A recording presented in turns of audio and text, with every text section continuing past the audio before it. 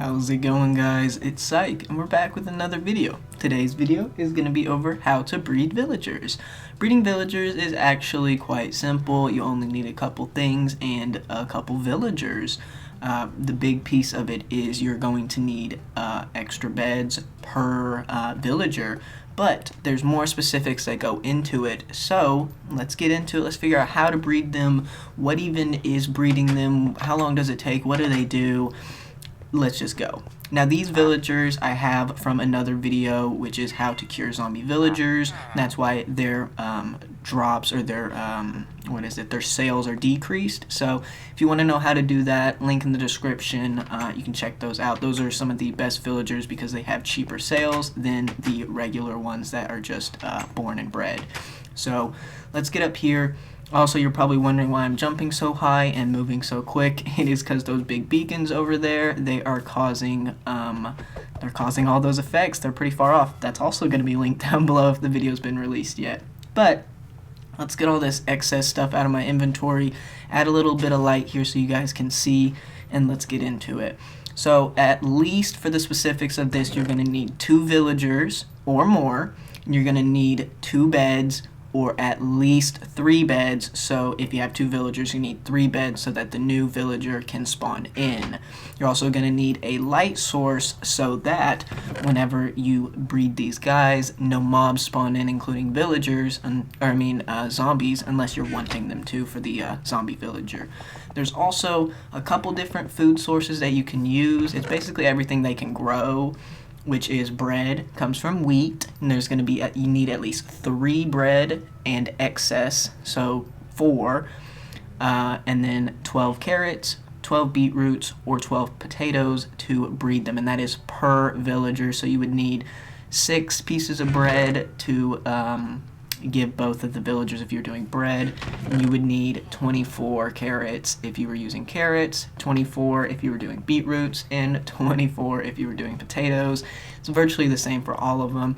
They just have to have excess in their inventory so they don't try to plant it or eat it, and that they're actually full and able to start breeding and producing other mobs or other villagers. So 7 would be nice, but we're going to just do 6. So super quick and easy when it comes to what you need to grow and give to them. It's the crops you'll find in their village. So from there you can do with it whatever you'd like. Whatever they have, you can use their resources. But they also have quite a few professions, which is the blast furnace, the smoker, the cartographer table, the brewing stand.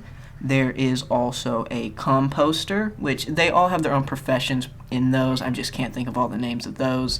There's also a lectern. There is a, what is the other one right there? There is a cauldron. There is a fletching table or FLETCHER table. Fletching table. There is a barrel.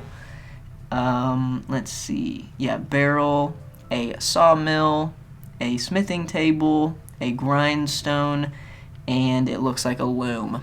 So there's quite a few professions that they can actually have, and they're pretty all the same. You have to give them a couple items, they give you the emeralds. You could figure that out.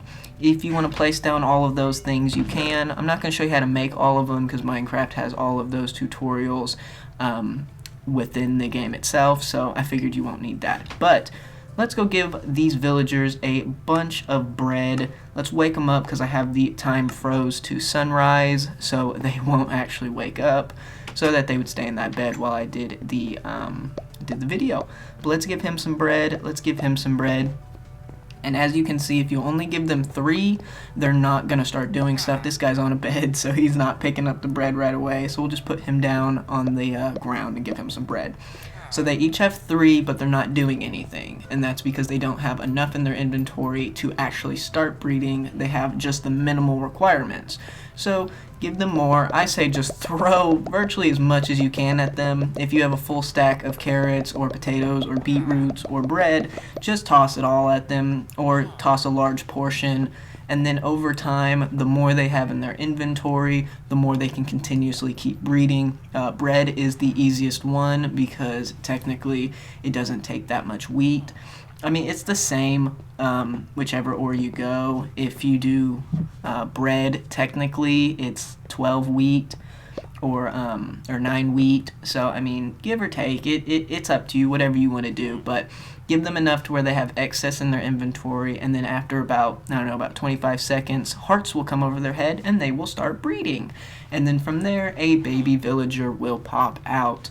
Also, side note, I think it's 16, but it might be more than that. 16 to 20 villagers in an area will start spawning iron golems. But as soon as 2 villagers are in an area, cats will start spawning. So if you want cats, stray cats, to try and get the achievement or anything like that, you can absolutely just have a couple different villagers and they will spawn the cats.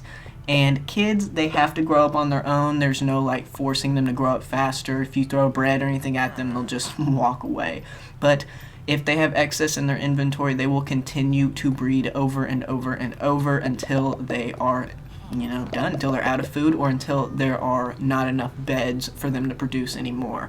So you can have them pretty clustered as long as you can have the beds right next to each other. I had a house that was about 20 by 20, and I just had beds littered against the wall, and there was a bunch of villagers in there. The amount of space doesn't really matter as long as the beds fit, there's a light source, and that they have enough food.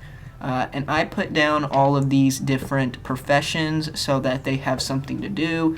Lectern is going to make that where you can get, enchanted books. So if you're wanting to do enchanted books, man, make sure to put down a Lectern. It's really good because you can get mending books. You can get every type of enchanted book in the game. So whatever you're wanting, make sure to do that. We're going to put down a brewing stand as well. That's going to get the priest or whatever it's called. Fletching table is going to be for the archers. Those are really nice too because you can sell them sticks. And as you can see, they pushed me out the way. They are continuously breeding because they have so much excess food in their inventory. And there's, I think, a total of 12 beds. But as you can see, we gave it some time and now they are grown up and they've picked their own profession. From there, you have your villagers and you know how to breed them. I hope this was helpful to you guys. I hope it gave you some knowledge. If it did, make sure to click that like button so I know, and subscribe if you want more of this content. It's been Syke. I hope you guys have a wonderful day. Tell me pretty lies, look me in the face, tell me that you love me.